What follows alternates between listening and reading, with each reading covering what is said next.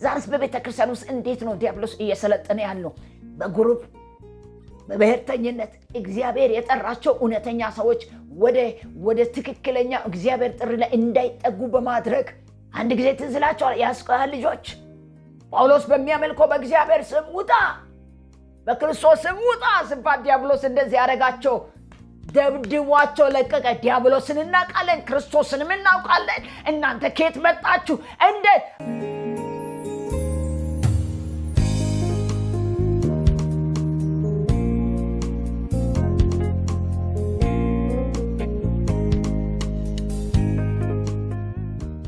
ስለዚህ እንዴት ነው ዲያብሎስን መቃወም የምንችልበት? ሌላው እምነታችንን በመጠበቅ ከሁሉ የሚሻለውን መንገድ በማወቅ ሌላው ደግሞ ከሚጸልይ ሰይጣን በሚያጠቃቸው ጊዜ በእምነታችን እንድንጸና ስንጸልይ ሰይጣን ሲያጠቃ በእምነታችን መጽናት እንዳለብን እንደገና ደግሞ የክርስቶስን አካላት ሁለንተናችን መልበስ የሰይጣንን ጥቃት ልናሸንፍ የምንችልባቸው ጠንካራ እምነት በመጽናት በመያዝ በሕይወት ላይ በእግዚአብሔር ቃል ላይ መቆም መጽናት ከእግዚአብሔር ጋር ቅርብ ግንኙነት ሊኖረን ይገባል ልንከተለው ይገባል። በተጨማሪ በእምነታችን እንድንጸና ከሚረዱ አማኞች ትክክለኛ የአማኝ ህብረት ጋር አብሮ ህብረትን ማድረግ መጸለይ እነዚህ በማድረግ የእምነት ጋሻ እናነሳለን። ሌላው ነጥብ አራተኛው የመዳን ራስ ቁር ይላል። የመዳን ራስ ቁር ምንድነው? ውጋን የሚካሄድበት በሰይፍ የነበረው ጠላትን ለመግደል ከሁሉ አቅጣጫ የሚሻለውን የመዳን ራስ ቁር አንሱላ ጭንቅላት ላይ አይምሮ ላይ ይህንን ነው ጳውሎስ ሲናገር ሔዋንን በተንኮሉ እንዳሳታት ይላል። ዲያብሎስ ክፋትን በአይምሮአችሁ ላይ አድርጎ እንዳያስታችሁ ብዬ እፈራለሁ።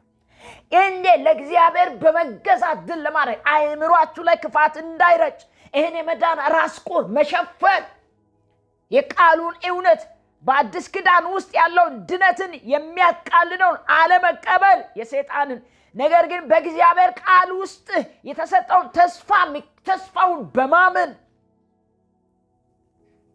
መዳናችን እውን እንደሆነ በመናገር በየዕለቱ ድል ነሽ ህይወት በመኖር ክርስቶስን በመምሰል ለእግዚአብሔር እየታዘዝን ስንመላለስ በባህሪያችን ድነታችን ዋስትና እንዲያገኝ ዕለት በመኖር ክርስቶስን እየመሰልን ስንኖር ያንን የክፉን ሐሳብ ወደ አይምሮአችን እንዳይገባ ትክክለኛውን ሐሳብ እንዳያበላሽ የመዳን ራስ ቁራችሁን ልበሱ።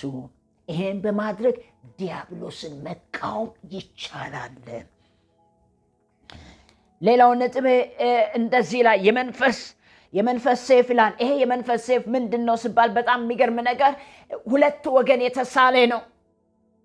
ሁለት ወገን የተሳለ ሰይፍን ይዛል። በአንደኛው ይቆርጣል በአንደኛው ሁለት ወገን የተሳለ እነዚህ ወታደሮች በጦር አዛዥ የቀረቡ ግንኙነት ሊኖራቸው ይሄ ከጦር አዛዡ ጋር የቅርብ ግንኙነት ሲኖር ይሄንን ሰይፍ ይይዛሉ።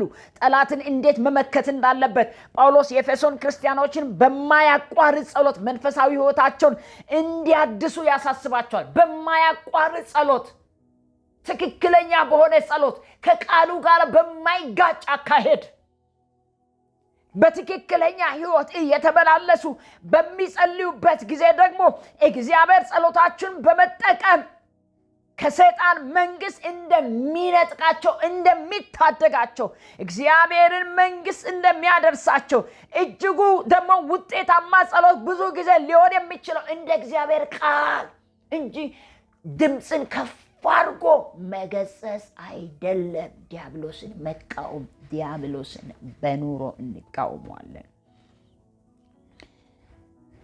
ጸሎታችን አንድ አይነት በሆነለበትን የእግዚአብሔር ፍቅርና ጥልቅ ዕውቀቱን ግንዛቤ ላይ በማድረግ የዲያብሎስን ስራ መቃወም እንዳለብን መጽሐፍ ቅዱሳችን ይናገራል። ወገኖቼ የዲያብሎስን ሐሳብና ክፋትን እንዴት መቃወም እንችላለን? እግዚአብሔርን ሐሳብ ለመቃወም የዲያብሎስን ሐሳብ ለመቃወም የመንፈስን ራስ ቁር መልበስ አለብን። ቃሉም የተናገራቸው እነዚህ አንደኛው የእውነት መቀነት መታጠቅ አለ። ሁለተኛ የጽድቅ ጥሩር መልበስ አለብን። በልባችን ለክፉ ሐሳብ እንደ እምነት ጋሻ ሁለንተናችን ድነታችን መዳናችንን እየተጠራጠርን ለሰይጣን ሐሳብ በኃጢአት ወድቀን ለሱ ተጋላጭ እንዳንሆን የመዳን ራስ ቁር መልበስ አለብን። አይምሮን እንዳያበላሽ፣ አመለካከትን እንዳያበላሽ የመንፈስ ሰይፍን ማንሳት አለብን። እነዚህ ሁሉ ምንድናቸው ጳውሎስ ሲባል እነዚህ ሁሉ እነዚህ አሁን የነገራቸው ነጥቦች አጠቃላይ ምንድናቸው? እንግዲህ ለእግዚአብሔር በመገዛት የምናረጋቸው ምንድናቸው? እነዚህ ሁሉ ሐሳቦች ሲባል በኤፌሶን ላይ እንደዚህ ይላል። ቁጥር 10 ላይ እንደዚህ ይላል። እነዚህ ሁሉ ምንድናቸው? በቀረው በጌታ ኃይልና ችሎት የበረታችሁ ሁኑ። አንደኛ የዲያብሎስን ሽንገላ ትቃወሙ ዘንድ እንዲቻላችሁ የእግዚአብሔር ጦር ሁሉ አንሱ። ጦሩን አንሱ። በደቦ አይደለም ሰይጣንን ምንገስጸው፣ አንሱ። እነዚህን ጦር ማንሳት የምትችሉ የተዘረዘሩ ጦር መጋደላችን ከደምና ከስጋ ጋር አይደለም፣ ከጨለማ አሰራር ጋር ነው፣ ከአለቆች ጋር ነው፣ ከስልጣናት ጋር ነው፣ ከጨለማ ገዢ በክፋት ይችን ዓለም ከያዘው ጋር ነው፣ በሰማያዊ ስፍራ ካለው ከመንፈሳዊ ሰራዊት ጋር ነው። ስለዚህ በክፉ ቀን ለመቃወም ሁሉንም ፈጽማችሁን ለመቃወም እንድትችሉ የእግዚአብሔርን ዕቃ ጦር ሁሉ አንሱ። ምንድነው ታዲያ እነዚህ ዕቃ ጦሮች? አንደኛ ምንድናቸው? እንግዲህ ወገባችሁን በእውነት ታጥቃችሁ። ዲያብሎስ ውሸታም ነው። የውሸት ሐሳብ ባለም ማስተናገድ በእውነት መታጠቅ። ዛሬ ወገኖቼ ዲያብሎስ በእውነት ቃል ሰዎች እንዳይጸኑ ምን አድርጎ ነው? በዚህ ዓለም ላይ በመግደል፣ በማጥፋት፣ በትዕቢት፣ በዝና፣ በትምክህት፣ ራስ ወዳድነት፣ ኃጢአትን በማሰራት ኃጢአትን ያመጣል ምኞትን። ያ ሰው ግን ኃጢአትን እንድንሰራ ክፍተት ሁልጊዜ ዲያብሎስ ወደኛ ገብቶ መሰልጠን የሚችለው ኃጢአትን ስንሰራ ነው። ዛሬስ በቤተ ክርስቲያን ውስጥ እንዴት ነው ዲያብሎስ እየሰለጠነ ያለው? በግሩፕ በብሔርተኝነት እግዚአብሔር የጠራቸው እውነተኛ ሰዎች ወደ ትክክለኛ እግዚአብሔር ጥሪ ላይ እንዳይጠጉ በማድረግ ይኸውላችሁ ጳውሎስ መከራን ሲቀበል የነበረው ጳውሎስ በሕይወቱ ላይ ሲያልፍ የነበረ የዲያብሎስ ተጽዕኖ ሲያልፍ የነበረ ኃጢአትን በመስራት አልነበረም። ይህንን ነው መከራው በእውነትና በጽድቅ የሚቀበለው። ይህንን የዲያብሎስን ስራ የሚመጣው ነገር ሁሉ መክቶ ያልፍ የቻለው ለእግዚአብሔር በመገዛት በመኖር ነበረ። ለእውነት ወንጌል በመኖር ነው። ለዛ ነው ምንም ነገር እንኳን ሞት ቢመጣ እስከማይፈራ ድረስ ጸንቶ እንዲቆም ያደረገው። ባያቸው፣ በተመለከታቸው፣ በሕይወቱ በተለማመደው ልብ እነዚህን ነገር ለኤፌሶን ክርስቲያኖች ይናገራል። እንግዲህ ወገባችሁን በእውነት ታጥቃችሁ የጽድቁን ጥሩር ሁለተኛ ለብሳችሁ፣ የጽድቅ ጥሩር ልባችሁን በክፋት እንዳይሞላ። ቅድም ብያቸዋለሁ። የጽድቅ ጥሩር ከከብት ቆዳ ወይ ከናስ ከብረት የሚሰራ ነው። ይህን ደረት አካባቢ ልብን ጠላት ተኩሶ እንዳይጎዳ የሚሸፈኑት ነው ወታደሮች። ስለዚህ በእግዚአብሔር ቃል እናንተን በራሳችሁ ሸፍኑ። በጽድቅ ጥሩር፣ በጽድቅ ህይወት፣ በመኖር ህይወት ሸፍኑ። የጽድቅን ጥሩር ለብሳችሁ በሰላም ወንጌል የሰላም ወንጌል ተጫምታችሁ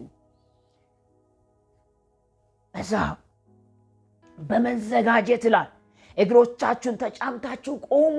ጸንታችሁ መቆም የምትችሉ፣ ጸንታችሁ መቃወም የምትችሉት የዲያብሎስን ሐሳብና አቅርቦትን እምቢ ብላችሁ መውጣት የምትችሉት ጸንታችሁ ስትቆሙ ነው። በማን? በእግዚአብሔር ቃል። በምን? በጽድቅ ህይወት። ትዝ ይላችኋል አንድ ጊዜ ዲያብሎስ በፍጥዋር 5 ሆኖ የዝሙትን ግብዣ ለዮሴፍ አቀረበ። ዮሴፍ እምቢ አለ። እግዚአብሔርን መበደል አልፈለገም። ወገኔ ሰይጣን ያቀረበውን ግብዣ እሳይ ብለህ ተቀብለህ ገብተህ ሰይጣን አሳስቶ መጀመሪያ ለእግዚአብሔር ሐሳብ ኑር። ለእግዚአብሔር ሐሳብ በመኖር ሰይጣንን መቃወም እንችላለን። ከዛስ በሁሉ ላይ ጨምራችሁ ይላል የሚንበለበለው የክፉን ፍላጻ ሁሉ ልታጠፉ የምትችሉበት የእምነት ጋሻ አንሱ። ሁለንተናችሁን በክርስቶስ ሸፍኑ፣ በቃሉ ሸፍኑ።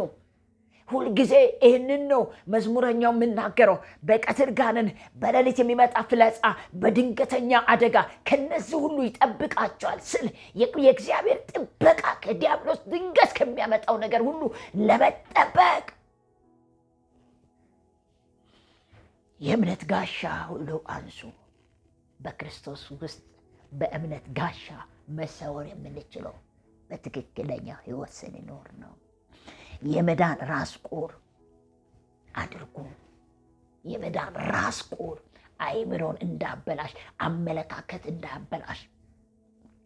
ይላችሁ ሰይጣን አመለካከትን እንዴት ያበላሻል መሰላችሁ? በአንድ ሰው ላይ ጥላቻ ካለ ስለዛ ሰው ክፋትን በህልም ሊያሳይ ይችላል። እኔም ጌታ እንደዚህ ያሳይቶኛል ብለን ያንን ሰው የምንቃወምበት ያንን ሰው አደራረጉን ሁሉ እንዳንቀበል የሚያደርግበት ሐሳቡን ሊያመጣብን ይችላል። እነዛ ነገሮችን በጣም በጥንቃቄ መጠንቀቅ አስፈላጊ ነው። የዲያብሎስን ሐሳብ ለመቃወም አማኞች ድል አድራጊዎች በክርስቶስ የመስቀሉ ሞት በክርስቶስ የመስቀሉ ሞት ድል አድራጊዎች ሆነናል። ስለዚህ የመስቀሉ ሞት ድል አድራጊዎች እንድንሆን ያ እውን የሆነው በመስቀሉ ላይ ነው። ስለዚህ የሰይጣንን ሐሳብ ድል ለማድረግ የክፉ ኃይላትን ለመቃወም ስልጣናትን እነዛን ሁሉ ለመቃወም ምን ማድረግ አለብን? የእግዚአብሔር ጦር ሁሉ ማንሳት አለብን። ቆላስይስ ምዕራፍ 2 ላይ ቁጥር 15 ላይ ምን ይላል? ቆላስይስ ላይ እስቲ አንድ ቃል ላነብ እፈልጋለሁ። ምዕራፍ 2 ቁጥር 15 ላይ እንደዚህ የሚል ቃል አለ። ቆላስይስ ምዕራፍ 2 ቁጥር 15 ላይ እንደዚህ ይላል፣ አለቆችና ስልጣናትን ገፎ ድል በመንሳቱ በእርሱ እያዞረን በግልጥ አሳያቸዋለሁ ይላል። ገና ሲጀምር በእኛ ላይ የነበረው ከሚቃወመው በትእዛዙ የተጻፈውን የዕዳ ጽሕፈትን ደምስሶ እርሱ በመስቀል ጠርጎ አስወግዶልን። ድል መንሳት ያገኘነው በመስቀሉ ሞት ነው። ከአለቅነቱ ስልጣናትን ገፎ ከማን? ከዲያብሎስ። መጀመሪያ በትዕቢት ላይ እኔ በልዑል እመሰላለሁ ብሎ በትዕቢት ይሄን ስልጣን የሰው ልጆችን በኤደን ገነት ጀምሮ በመዋሸት በእግዚአብሔር ላይ ያላቸውን እምነት ጥርጣሬ ውስጥ ያስገባል። ያንን ነገር ገፏል። በምን? በመስቀሉ ሞት ድል በመንሳቱ በእርሱ የዞነ በግልጥ አሳየናቸው። ስለዚህ ይህንን ድል የተነሳንበትን ሕይወት የመስቀሉ ስራ ላይ ያገኛችሁ ሕይወት የዲያብሎስን ሽንገላ ተክታችሁ ቆማችሁ በመገዛት ለእግዚአብሔር በመገዛት መቃወም አስፈላጊ ነው። ለእግዚአብሔር ለመገዛት ቅድም ያዕቆብ መልእክት ላይ ይኸውላችሁ ሰይጣንን እናውቃለን ቢባል ያዕቆብ እንዲያው አንድ ቦታ ላይ ሰይጣንን ታውቃላችሁ? በእውነት ትቃወማላችሁ? ዲያብሎስም ያውቃል፣ እንደው በስሙ ይንቀጠቀጥም ማለት ነው። በመኖር ያልሆነ ሕይወት ሲገጽጽ አይሰማ። ጥላቻ ተሞልተ ወንድሜን እየገፈፍ እህትሽን እየገፈፍ በቃ እየገፋችሁ እግዚአብሔር የጠራችሁ በጽድቅ ሕይወት ያሉትን እያስጨነቃችሁ ዲያብሎስን እንቃወማለን፣ ከቤተ ክርስቲያናችን ይወገዳል፣ እንደዚህ እግዚአብሔር ድል ይሰጣል። መጀመሪያ ዲያብሎስን ለመቃወም ለእግዚአብሔር መገዛት። ለእግዚአብሔር ሳንገዛ በጽድቅ ሕይወት ሳንኖር ምንገፋቸውን መግፋት ስንተው ዲያብሎስን መቃወም እንችላለን። አይምሮ ተበላሽቶ እያለ አመለካከት ተበላሽቶ እያለ እያጣበባችሁ እያስለቀሳችሁ ዝላችኋል። እግዚአብሔር የመረጠውን የእግዚአብሔር ሐሳብ ያለበትን ኢየሱስን ዲያብሎስ ሲቃወም የነበረው በሃይማኖት መሪዎች ነው። ይህንን ኢየሱስ ክርስቶስ ሲናገር ዮሐንስ ወንጌል ምዕራፍ 8 ላይ ቁጥር 44 ላይ በጣም ይናገራል። እነዛ ሃይማኖት መሪዎች በብዙ አቅጣጫ ላይ ኢየሱስን ሲዋሽ በኢየሱስ ላይ ጦርነትን ሲያስነሱ ነበር። ለዛ ነው ኢየሱስ ሲናገር አንድ ነገር ይላቸዋል። እናንተ ከአባታችሁ ከዲያብሎስ ናችሁ፣ የአባታችሁን ምኞት ልታደርገው ትወዳላችሁ። ምንድነው የዲያብሎስ ምኞት? መግደል፣ መዋሸት፣ መመኘት፣ ኃጢአትን ማሰራት የእሱን ሐሳብ ነው። ስለዚህ ለመግደል የእሱን ሐሳብ ነው የምትፈጽሙ። እሱ ከመጀመሪያ ነፍሰ ገዳይ ነበረ። ነፍስን በመግደል ገዳይ ነው። ኢየሱስ ክርስቶስ በሚወለድበት ጊዜ ማቴዎስ ወንጌል ምዕራፍ 2 ላይ ጠቃላችሁ ሕፃናት ሁሉ ኢየሱስን ለመግደል ተነስቷል። ሄሮድስን አነሳስቷል። ነፍሰ ገዳይ ነው። ጽድቅ ተናጋሪ አንገትን ይቆርጣል። አይታችሁ ከሆነ ይሄ ልክ አይደለም አካሄድ፣ መስመርን አስተካክል የሚል አንገት ያስቆርጣል። እንደ መጥምቁ ዮሐንስ አይነቶች ዲያብሎስ ግሳጽን አይወድም። ታውቃላችሁ ዛሬ ቤተክርስቲያን ላይ እንዴት ነው ዲያብሎስ እየሰራ ሲባል የግሳጼ መልእክት የሚያመጡትን እንዳይሰሙ ያደርጋል። ቤተክርስቲያናችን እግዚአብሔር እንደዚህ ብሏል አይደረግም በማለት የግሳጼ መልእክት የሚያመጡትን ከመድረኩ እግዚአብሔር ከሰጣቸው ስፍራ ገለልተኛ ያደርጋሉ። ከዛስ እነዚህ ሃይማኖት መሪዎች እንደዚህ ነበር። የራሳቸው ሐሳብ የሚያስፈጽማቸው የእነሱን ሐሳብ የሚያከናውን እነዛን ወደ ምኩራባቸው ያስጠጋሉ፣ እነዛን ይሾማሉ፣ ለነዛ ስፍራ ይሰጣሉ። እውነትን የሚናገሩ የዲያብሎስን ሐሳብ የሚቃወሙትን የእግዚአብሔርን ሐሳብ የሚፈጽሙትን እንዲጠጉ አይፈልግም። ስለዚህ ነው ኢየሱስ ክርስቶስ እናንተ ከአባታችሁ ከዲያብሎስ ናችኋል። ታውቃላችሁ፣ በመንጋው መካከል በግ የሚመስል ተኩላ ሆኖ ይገኛል። ተኩላው ምንድነው? ባህሪው መቦጫጨቅ ነው፣ መግደል ነው። ይገላል፣ ጸጋን ይገላል፣ እውነትን ይሸፍናል፣ እውነትን ይገላል። ከዛስ የትውልድ ፍላጎት ብቻ እንዲነገር ያደርጋል። እውነት በእርሱ ስለሌለ በእውነት አልቆሙም። ስለዚህ ሐሰትን ስናገር ከራሱ ይናገራል። የሐሰትም አባት ነው። ብዙዎችን በሐሰት ትምህርት የእውነት ቃል እንዳይሰበክ በሐሰት ትምህርት ያደራጃል፣ በሐሰት ትንቢት ያደራጃል። ይኸውላችሁ በጣም የሚገርም አንድ እውነት ነግራችኋለሁ። የእግዚአብሔርን ሐሳብ፣ የእግዚአብሔርን ፍቃድ፣ የእግዚአብሔርን እውነት የሚናገር ሰው ሁልጊዜ በእግዚአብሔር ቃል ላይ ጸንቶ የሚቆሙ ሰዎች እንዲጣበቡ ያደርጋል። አዩ ለራሳቸው ሰውየው በኃጢአት ጸንቶ በኃጢአት እያለ እግዚአብሔር ከአንተ ጋር ነው፣ ቀጥል፣ በእግዚአብሔር ሐሳብ ላይ እየኖረ ያለ ቀጥል የሚሉ እነዛ ሰዎች ናቸው ወደ ቤተክርስቲያን የሚጠጉት። መሪዎች የሚፈልጉ እነሱን ነው። የእነሱ የሚያደርጉትን ነገራቸውን ክፍተት የሚፈጥሩትን ለምን መሰላችሁ? የዲያብሎስ ቀኝ እጅ ያልሆኑትን እንደ ጳውሎስ ስራቸውን የሚያጋልጡት እንደ ጌታችን ኢየሱስ ክርስቶስ እናንተ የዲያብሎስ ልጆች፣ እናንተ የእፉኝ ልጆች፣ እንደ ዮሐንስ መጥምቁ ዮሐንስ ልክ አይደለም አካሄዳችሁ የሚለው እነዛን አይቀበሉም። ወገኖቼ የእግዚአብሔርን ሐሳብና እውነትን የሚቃወሙ ሰዎችን የእግዚአብሔርን እውነትን ሐሳብን የሚሸፍኑ ሰዎች እነሱ አሉ። ስለዚህ እናንተ ከኃጢአት የሚያሳውቀን ማን ነው? እውነትን የምናገር ከሆነ ስለ እውነት አታምኑኝም። እውነት የሚናገረውን ሰው እንዴት አታምኑ? እውነትን የሚናገር ከሆነ ለምንድነው እውነቱን አትቀበሉ? ዲያብሎስ እውነተኛ አይደለም። ሁልጊዜ ንግግሩ ከእግዚአብሔር የሆነ የእግዚአብሔርን ቃል ይሰማል። ይህን ነው ዲያብሎስ ከእግዚአብሔር ስላይደለ የእግዚአብሔርን ቃል መስማትም አይችልም። የእሱ ተከታዮችም የእግዚአብሔር ቃል የሚናገሩትን ይቃወማሉ። ስለዚህ እናንተ ከእግዚአብሔር አይደላችሁም፣ ስለዚህ አትሰሙኝም አላችሁ ኢየሱስ። አትሰሙም። የእግዚአብሔር ዕቃ ጦር ማንሳት ምንሽ በደቦ በኢየሱስም ውደቅ በማለት አይወድቅም። ሴጣን ሕይወት ይገጽታል። ዲያብሎስን እንዴት እንቃወም? የመጨረሻው የመጠቅለያ ሐሳብ ዲያብሎስን እንዲቃወም ማንኛውም አይነት የዲያብሎስ ስራ መንፈሳዊ ጦር ዕቃ ማንሳት አለብን። እነዚህ ጦር ዕቃዎች የእግዚአብሔር ሐሳብ የእግዚአብሔርን ፍቃድ ለማድረግ ራሳችን ማዘጋጀት አለብን። እንዴት ነው ዲያብሎስን መቃወም የምንችለው? የእሱን ሐሳብ እንዴት ነው መቃወም የምንችለው? የእግዚአብሔር ቃል ምን ይናገራል? አንድ ቃል አንብቤ ከዛ በኋላ የቃሉ ሐሳብ ትንሽ ተናግሬ አበቃለሁ። ምን ይላል? እንዴት አድርገን የዲያብሎስን ስራ መቃወም የምንችለው? እንደዚህ ይላል። የዲያብሎስን ሐሳብ ለመቃወም ማድረግ ያለብን ነገሮች ምንድናቸው? የእግዚአብሔር ቃል ምን ይላል? እንደዚህ ይላል። ሁለተኛ ቆሮንቶስ ምዕራፍ 10 ላይ ቁጥር 4 ላይ የጦር ዕቃችሁ ሥጋዊ አይደለም፣ ምሽግን ለማፍረስ ግን በእግዚአብሔር ፊት ብርቱ ነው። የሰውን ሐሳብ በእግዚአብሔር እውነት ላይ የምነሳውን ከፍ ያለው ነገር ሁሉ እናፈርሳለን። ለክርስቶስ ለመታዘዝ አይምሮን ሁሉ ምን አለ እንማርካለን ይልና መታዘዛችሁ በተፈጸመ ጊዜ አለመታዘዝን ሁሉ ልንበቀል ምን ሆነ ተዘጋጅተናል።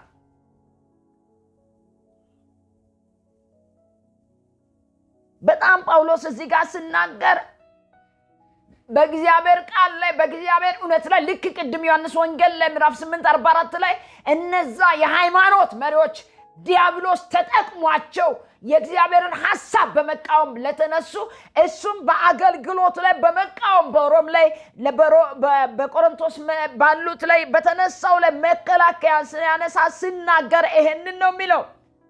እኛ በዓለማዊ ልማድ እንመላለስ ዘንድ የሚቆጠር ነገር አይደለም። በአንዳንዶች ላይ የራሳቸውን ሐሳብ ያደረጉ እምነትን ከእግዚአብሔር ሐሳብ ይልቅ የራሳቸውን ሐሳብ በማድረግ እነሳለ። በሰው ልማድ ምንም እንኳን የምንመላለስ ብንሆን እንደ ሰው ልማድ አንዋጋም። ውጊያችን፣ ጦርነታችን፣ ሰልፋችን፣ የጦር ዕቃችን ስጋዊ አይደለም። ዲያብሎስ ታውቃላችሁ የእግዚአብሔር ጦር ዕቃ የሌላችሁ ዛሬ በቤተ ክርስቲያን ውስጥ በጌታ በኢየሱስ ስም እከሌን አፈረስኩት፣ እከሌን ወጋው፣ እንደዚህ አደረኩት። በእውነት እኛ የእግዚአብሔር ዕቃ ጦር የለበስነው ወንድምን ለመውጋት አይደለም። የጨለማውን ኃይል የእነዚህ ያመኑ አይሁዶች ናቸው ኢየሱስን ለመግደል የመጡት፣ ለማጥፋት የመጡት። ከጳውሎስ ጋር የነበሩ ወንድሞች ናቸው ተነስቶ የነበሩ የገዛ ወንድም። ስለዚህ የጦር ዕቃችን ስጋዊ አይደለም። ምሽግን ለማፍረስ ግን በእግዚአብሔር ፊት ብርቱ ነው ይልና የሰውን ሐሳብ አንደኛ በእግዚአብሔር ዕውቀት ላይ የሚነሳውን፣ ሁለተኛ ከፍ ያለው ነገር ሁሉ እናፈርሳለን። ሃሌሉያ! የሰው ሐሳብ ዛሬ የሚያፈርስ እውነተኛ የሆነ ወንጌል የእግዚአብሔር ቃል ብቻ ነው። የጽድቅ ሕይወት በመኖር ዲያብሎስን ማፍረስ፣ ስራውን ማፍረስ፣ መቃወም እንችላለን። የሰውን ሐሳብ በእግዚአብሔር ዕውቀት ላይ የሚነሳው ከፍ ያለውን እናፈርሳለን። ለክርስቶስ ለመታዘዝ በመታዘዝ እናፈርሳለን የዲያብሎስን ስራ። አይምሮን ሁሉ እንማርካለን። እንዴት? በመታዘዝ። ከዛስ መታዘዛችሁ በተፈጸመ ጊዜ አለመታዘዝን ሁሉ ምን አደረጋ? እንበቀላለን። አለመታዘዝ የመጣው በማን ነው? በዲያብሎስ ነው። ያንን መታዘዛችሁ በተፈጸመ ጊዜ አለመታዘዛችሁ ምን ነው? እንበቀላለን። ጦር ዕቃችን ስጋዊ አይደለም። ዛሬ ትውልድ እንዳይታዘዝ በራሱ ሐሳብ እንዲሄድ ለሰይጣን ተጋላጭ እንዲሆን የሚያደርግ የክፉ ሁሉ ምንጭ ማን ነው? ዲያብሎስ ነው። እንዴት ነው የምንቃወመው? በመኖር። እንዴት ነው የምንቃወመው? ለእግዚአብሔር በመገዛት። ለእግዚአብሔር በመገዛት ዲያብሎስን መቃወም እንችላለን። እንዴት? ስጋዊነትን በማስወገድ። እንዴት? ለእግዚአብሔር ቃል በመገዛት። እንዴት? ድነት ደቡባዊ ጥልቅ ውረድ። እውነት ይሄ ኢትዮጵያ ቤተክርስቲያን ላይ ትልቅ አስተምሮ ያስፈልጋል። ወደ ጥልቅ ማውረድ የኛ ድርሻ ጥልቅ የሚያወርደው ኢየሱስ ነው። መቼም ጊዜው ሲደርስ ከጥልቅም አልፈው ወደ ሲኦል ወደ ገሃነም ዲያብሎስን ምጥለው የሚፈርደው ማን ነው? ክርስቶስ ነው። እኛን ተቃውሙ ነው ያለ። ምናልባት ይሄ ንግግር ለብዙዎች ይሄን ልምድ የለመዳችሁ ላይመች ይችላል። ግን መጽሐፍ ቅዱስ እንደዚህ ይላል። ከእግዚአብሔር ቃል ውጭ አይደለም የተናገርኩት። ወደ ጥልቅ መጨረሻው ላይ እንደሚከት ራእይ ምዕራፍ 20 ላይ ይናገራል። የሚከተው የሚያስረው ዲያብሎስን ምጥለው ማን ነው? ራሱ ክርስቶስ ነው። ስልጣኑን ገፎታል። በየት? በመስቀሉ ሞት ድል ነስቷል። ሃሌሉያ! ደህንነታችሁን እንድትጠራጠሩ የሚያደርግ በእውነት ህይወታችሁ ላይ ጸንታችሁ እንዳትቆሙ የሚያደርግ በእግዚአብሔር ቃል ጸንታችሁ የምትኖሩ ከሆነ በጽድቅ ህይወት የምትኖሩ ከሆነ ሰይጣን ይኸውልህ ኃጢአትን ስንሰራ በርን ከፍትለታለን። እሱ እንደፈለገ ሊያደርግ ምን ዘጋ ከሆነ ልክ እንደዚህ የእምነትን ጋሻ ሁለንተናችን ማለት ክርስቶስን ከለበስን ወደኛ ሰይጣን ሊገባ አንችልም። እንደዚህ ሚል ቃል ዝማሬ አለ። በጣም ደስ ይለኛል። የአስፋው ዝማሬ እንደዚህ የሚል ቢገድልም ቢያድንም ቢሰጥ ቢነሳ እርሱ አባቴ ነው። ደግሞ ያ ጠላቴ ምን አገባው? እግዚአብሔር የሰራው ትክክል ነው። እግዚአብሔር የሰራው ትክክል ነው። እግዚአብሔር የሰራው ትክክል ነው። እግዚአብሔር የሰራው ትክክል ነው። ለሞት አላሳምን ራሴን አላባብል ነፍሴን። አይታማም ጌታ በስራው ጻድቅ ነው ኢየሱሴ። አያችሁ የሱን ጽድቅ እንዳናውጅ እሱ በሁሉ ጻድቅ እንደሆነ እንዳንናገር ጥርጣሬ በአይምሯችሁ የሚከትባችሁ ወገኔ ጸንተን እንቃወም የምንችለው ለእግዚአብሔር በመገዛት ነው። ይህን ነው ያዕቆብ የምናገረው። ያዕቆብ መልእክትን ወገኑ አንብቡ። ምዕራፍ 4 ከቁጥር 1 እስከ 7 ዲያብሎስን ለመቃወም እነዛ ከላይ ያሉትን ሁሉ ካስወገድን በኋላ ይህን ቁጥር 7 ላይ ዲያብሎስን ተቃውሞ ከእናንተ ይሸሻል፣ ለእግዚአብሔር ተገዙ፣ እርሱ ወደ እናንተ ይቀርባል። ይኸው ወደ እግዚአብሔር በመቅረብ ዲያብሎስን ለእግዚአብሔር ተገዙ። ከተገዛን ዲያብሎስ ሽንገላውን፣ ሐሳቡን፣ አሰራሩን፣ ክፋቱን፣ ኃጢአቱን ጸንተን መቃወም እንችላለን። በመኖር ትዝላችኋል። ዲያብሎስ ኢየሱስ በሚያልፍበት በድሮ ዘመን አባቶቻችን ጳውሎስ በሚያልፉበት ጊዜ ሕይወትን በማየት ይጮኻል። አንተ ልዑል የእግዚአብሔር ልጅ ልታጠፋ መጣ። ለምን? ሕይወት ኖሮ። አንድ ጊዜ ትዝላችኋል። የአስቆሮቱ ልጆች ጳውሎስ በሚያመልከው በእግዚአብሔር ስም ውጣ፣ በክርስቶስ ስም ውጣ ሲባል ዲያብሎስ እንደዚህ ያደረጋቸው፣ ደብድቧቸው ለቀቀ። ዲያብሎስን እናውቃለን፣ ክርስቶስንም እናውቃለን። እናንተ ከየት መጣችሁ? እንዴት? ጳውሎስ በመኖር ጳውሎስን እናውቃለን፣ በመኖር ለክርስቶስ በመኖር በመገዛት ዲያብሎስን ተቃውሟል። እንዴት? ኖሮ። እንዴት? በመጽናት። እንዴት? ዓለማዊነት፣ ስጋዊነት፣ ትምክትን፣ ትዕቢትን በመጣል፣ እውቀቱን በመጣል፣ እኔነትን በመጣል። ትምክት የለውም። ይኸውላችሁ የሚገርም ትምክት ቢያስፈልግ ግን ከክርስቶስ ውጭ ሌላ ትምክት የለም። ዲያብሎስን በሚቃወም ሕይወትና አገልግሎት ይላችሁ ሕይወታችሁ ዲያብሎስን ሳይቃወም ዛሬ አገልግሎታችሁ ምናልባት ዝነኛ የሆነ የመሰላችሁ ብዙሃን ስለተከተሉ ዲያብሎስ ርቋል ማለት አይቻልም። ክርስቶስ እናውቃለን። የአብን ፍቃድ ለመፈጸም ወደ ምድር በመጣ ሰዓት ኢየሱስ ባለፈበት መንደር ሁሉ ለዲያብሎስ የተገዙትን እየፈታቸው ይሄድ ነበር። እንዴት? የኖረ ጻድቅ ጌታ ስለሆነ በጽድቅ ሕይወት በመጽናት ሐሳቡን በማድረግ እንድንኖር ጌታ ይርዳን። ሐሳቡና ፍቃዱን በመፈጸም ምንኖርበትን ጌታ በእውነት በእኛ ላይ ያንን ሐሳቡን ያደርግልን። እምነትን ተስፋ ስለምናደርገው ነገር የሚያስረግጥ የማናየው ነገር የሚያስረዳ ነው። ይህን ዕብራውያን 11 ላይ የምናገረው ቁጥር 1 ላይ እምነት። ስለዚህ እምነት ተስፋ የምናደርገው ነገር ነው። የሚያስረግጥ ደግሞ የማናየው ነገር እንድንረዳ የሚያደርግ ነው ይላል። ሃሌሉያ። ስለዚህ ዲያብሎስን እንዴት በምንቃወማለን? በመኖር ጸንተን በመቆም። ዲያብሎስን እንዴት እንቃወማለን? የእግዚአብሔርን ዕቃ ጦር እንዴት ነው መልበስ? ይሄ ሁሉ እነዚህ የተነገሩት ወገኖቼ፣ እነዚህ የተነገሩ ሰይፎች አጠቃላይ የተነገሩ የእግዚአብሔር ዕቃ ነው ይላል። የእግዚአብሔር ቃል ነው ይላል። ይሄ ሁሉ አሁን የተነገረው ሁሉ ይሄን ቃሉ የእግዚአብሔር ቃል በሙላት ያለው ሰው ሲባል አረዳድን አስተካክለው። ይሄ ቃሉን በማንበብ ቃሉን አጠቃላይ በአፉ የሚናገር በጣም ቃሉን እንትን ብሎ የሚፈታ ሳይሆን በመኖር ቃሉ የሚለውን በመኖር በጽድቅ ሕይወት በመጽናት ኃጢአትን በመካድ የዲያብሎስን የውሸት ሽንገላን በመካድ ወንድምን በመጥላት ወንድሙን የሚጠላ ነፍሰ ገዳይ ነው ይላል። ዛሬ በነፍሰ ገዳይነት ተከሳችሁ ጌታን እናመልካለን ልሳን ትናገራላችሁ። እሱ ነፍሰ ገዳይነት ከውስጣችን ስናስወግድ፣ ትዕቢትን ስናስወግድ፣ ትምክህትን ስናስወግድ ስለታጀብን ዛሬ ብዙ ሕዝብ አለን ብላችሁ ትምክህት ውስጥ ይሄ የዲያብሎስ ባህሪ ነው።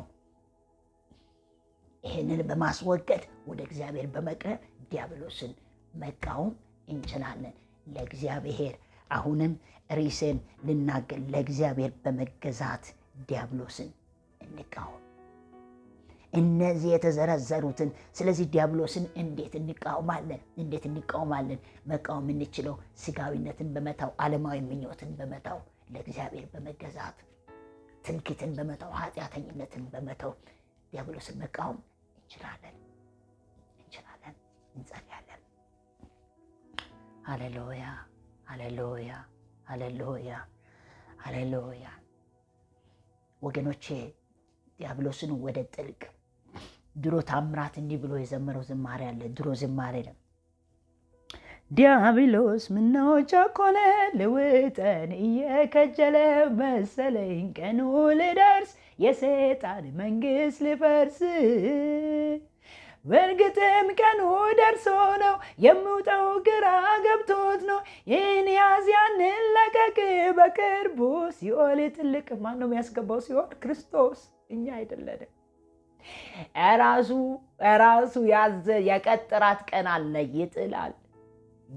ራሱ ነው ወደ ሲኦል የሚያወርድ፣ ወደ ጥልቅ የሚያወርድ፣ ወደ ገሃነም የሚያወርድ። እኛስ እንቃወማለን። እንዴት? በመኖር ሃሌሉያ።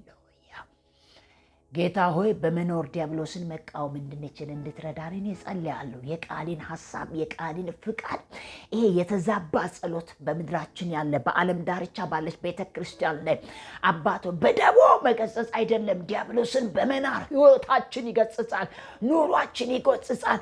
ዲያብሎስን ብዙ ዓመት በቤቲ በመኖር አይደለም፣ እነዛ ሃይማኖት ካባ የለበሱት በመኖር እሱ አይደለም፣ ለእውነት በመታዘዝ ዲያብሎስን መቃወም እንችላለንና እነዚህን የዕቃ ጦር በመልበስ እነዚህን በማንሳት እነዚህን የጽድቅ ጦር እነዚህ ቀበቶች እነዚህ የጽድቅ ጦር የእምነት ጋሻን እነዚህ የወንጌል ጫማ በመጫማት ጌታ ሆይ የመንፈስን ሰይፍ እነዚህ ሁሉ የእግዚአብሔር ቃል ናቸው ይላል። ከቃሉ ውጪ ሌላ የለም።